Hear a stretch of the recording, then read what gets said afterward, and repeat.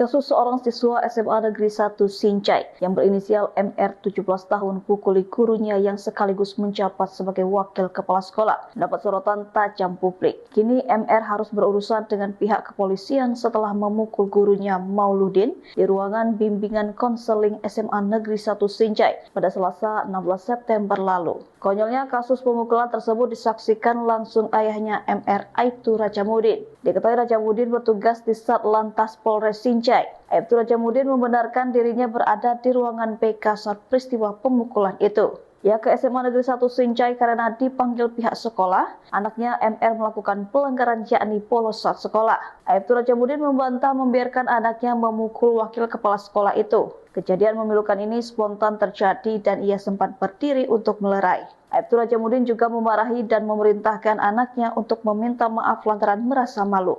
Kini Rajamudin menyampaikan permohonan maaf secara terbuka atas insiden tersebut.